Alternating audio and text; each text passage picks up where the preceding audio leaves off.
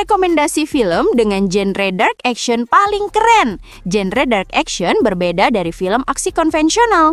Genre ini menggabungkan kekerasan, atmosfer gelap, dan dilema moral. Ada banyak film dengan genre ini yang tampil secara memukau. Namun, kita akan membahas 5 di antaranya. Dan inilah daftarnya. Sin City adalah film neo-noir aksi kriminal yang dirilis pada tahun 2005, disutradarai oleh Robert Rodriguez dan Frank Miller, dengan kontribusi khusus dari Quentin Tarantino pada salah satu segmen. Film ini diadaptasi langsung dari seri novel grafis karya Frank Miller sendiri dan berhasil membawa dunia komik itu ke layar lebar dengan gaya visual yang nyaris identik. Film ini mengambil latar di kota fiktif Basin City, tempat yang penuh korupsi, kekerasan, dan moral abu-abu. Ceritanya disajikan dalam beberapa segmen terpisah yang saling terhubung, menampilkan karakter-karakter keras seperti Marv, seorang pemburu dendam yang brutal, Dwight, pria bermasalah dengan masa lalu kelam, dan Hartigan, polisi tua yang berjuang melindungi gadis kecil dari kejahatan seksual dan kekuasaan politik. Keunggulan utama Sin City ada pada gaya visualnya yang revolusioner. Film ini hampir sepenuhnya dibuat dengan teknologi digital hitam putih kontras tinggi, dengan sentuhan warna di elemen-elemen tertentu, darah merah, bibir merah, atau mata berwarna, menciptakan kesan komik hidup yang sinematik dan ikonik. Film ini brutal, penuh kekerasan bergaya, dan syarat sensualitas. Tapi di balik kekacauan itu, ada kisah tentang kehormatan, balas dendam, dan keputusasaan manusia. Meskipun dikritik karena kekerasan berlebihan, Sin City tetap dianggap karya penting dalam evolusi sinema dark action. Film ini adalah simfoni visual yang brilian, di mana darah, cinta, dan balas dendam menari bersama dalam bayangan hitam yang apernya benar-benar pudar. Blade adalah film aksi horor garapan Stephen Norrington yang dirilis pada tahun 1998, dibintangi oleh Wesley Snipes sebagai Blade, pemburu vampir setengah manusia, setengah vampir yang berperang melawan makhluk malam haus darah.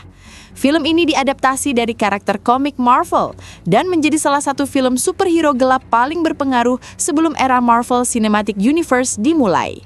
Film ini mengikuti kisah pemburu vampir setengah manusia yang memburu makhluk malam dengan gaya keren dan penuh kemarahan. Dengan dunia penuh neon, musik elektronik keras, dan pertarungan penuh darah, Blade menjadi lambang dari era aksi gotik akhir 1990-an. Selain menjadi film aksi yang menghibur, Blade juga membuktikan bahwa film adaptasi komik tidak harus selalu cerah dan ramah anak-anak. Dengan nuansa gelap dan dunia yang dipenuhi intrik moral, film ini menandai awal era baru dalam perfilman superhero dewasa. Soundtracknya yang berisi musik elektronik menjadi ikon tersendiri dan masih dikenang hingga kini.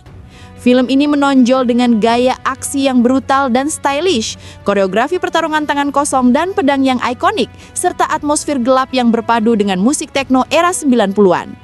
Adegan pembuka di klub vampir dengan hujan darah menjadi salah satu momen paling legendaris dalam film aksi modern. Secara sinematografi, Blade menghadirkan dunia urban yang suram dengan pencahayaan neon dan nuansa noir yang khas. Efek visualnya memang sudah terasa jadul sekarang, tapi untuk masanya, film ini adalah terobosan visual dan tonal dalam genre superhero. Film ini adalah titik awal revolusi yang menggabungkan kengerian, gaya, dan keadilan berdarah dalam satu paket mematikan. Di awal tahun 2000-an, Underworld hadir sebagai film yang memadukan dunia vampir dan manusia serigala dalam gaya aksi gelap yang elegan. Underworld adalah film aksi fantasi gelap yang dirilis pada tahun 2003, disutradarai oleh Len Wiseman dan dibintangi oleh Kate Beckinsale dalam peran ikoniknya sebagai Selene, seorang vampir pemburu serigala Lycan yang hidup di tengah perang rahasia antara dua ras abadi, vampir dan lycanthrope. Film ini menjadi salah satu pelopor era film aksi gotik modern, memadukan estetika noir, musik industrial, dan koreografi laga yang bergaya Matrix-like, penuh tembakan akrobatik, slow motion, dan atmosfer kota gelap dengan pencahayaan biru dingin yang khas. Kate Beckinsale tampil memukau, dingin, elegan, dan memancarkan kekuatan sekaligus kesedihan. Kostumnya yang serba hitam ketat dan gaya bertarungnya menjadikan Selene salah satu karakter perempuan terkuat dan paling ikonik dalam genre aksi modern. Dari sisi cerita, Underworld menawarkan mitologi menarik tentang vampir dan Lycan yang penuh intrik politik, pengkhianatan, dan cinta terlarang.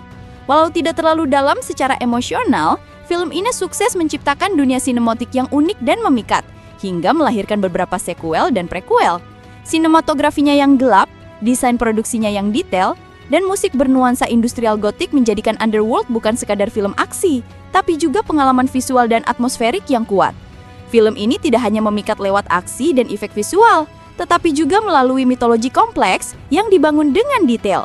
Dunia Underworld terasa hidup, dengan sejarah panjang antara vampir dan Lycan yang menambah kedalaman ceritanya loh.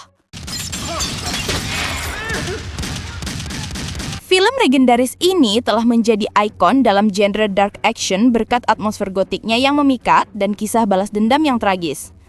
The Crow adalah film aksi gotik legendaris yang dirilis pada tahun 1994, disutradarai oleh Alex Proyas dan dibintangi oleh Brandon Lee, putra dari legenda bela diri Bruce Lee. Film ini diadaptasi dari komik karya James O'Barr dan hingga kini dikenal bukan hanya karena kisahnya yang kelam dan puitis, tetapi juga karena tragedi nyata di balik produksinya. Dari segi gaya, The Crow memadukan aksi, horor, dan estetika gotik yang khas 90-an.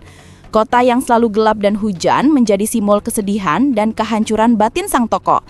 Visualnya sangat atmosferik, penuh bayangan, kobaran api, dan warna hitam putih yang kuat dengan sentuhan merah darah. Soundtracknya dengan band-band seperti The Cure, Nine Inch Nails, dan Stone Temple Pilots memperkuat aura muram dan punk dari film ini. Musiknya seolah berbicara langsung dengan jiwa yang hancur. Selain ceritanya yang menyayat, The Crow juga dikenal karena estetika visualnya yang gelap dan bergaya.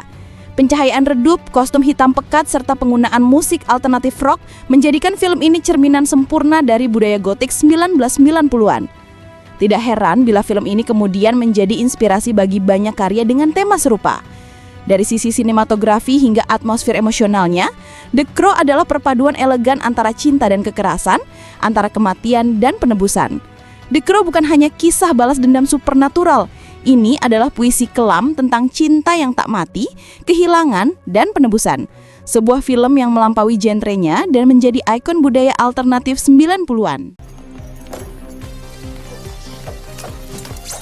Hobo with a Shotgun adalah film aksi eksploitasi asal Kanada yang dirilis pada tahun 2011, disutradarai oleh Jason Eisen dan dibintangi oleh Rutger Hauer sebagai seorang gelandangan atau hobo tanpa nama yang terjebak dalam kota penuh kekerasan dan korupsi. Yang membuat film ini menonjol adalah keberaniannya untuk benar-benar tidak peduli pada norma sinematik modern. Sutradara Jason Eisner memadukan warna neon mencolok dengan kekerasan ekstrim, menciptakan dunia yang absurd sekaligus memikat. Rutger Hauer tampil luar biasa sebagai sang hobo, memberikan karakter yang meski brutal, tetap memiliki hati dan tujuan mulia di balik kekerasannya. Meski banyak yang menilai film ini berlebihan, justru di sanalah letak keunikannya. Ia mentertawakan sekaligus merayakan kekerasan dalam satu tarikan napas, menjadikannya karya yang sulit dilupakan bagi penggemar dark comedy action. Film ini penuh darah, warna mencolok, kekerasan berlebihan, dan humor gelap. Meskipun film ini ekstrim dan tidak untuk semua orang, Hobo with a Shotgun justru dipuji karena keberanian dan gaya visualnya yang unik, menjadikannya film cult klasik di kalangan penggemar aksi eksploitatif. Namun bagi penonton biasa, film ini bisa terasa terlalu sadis dan grotes, lebih menekankan gaya daripada cerita. Ini adalah sajian gila yang tak boleh dilewatkan.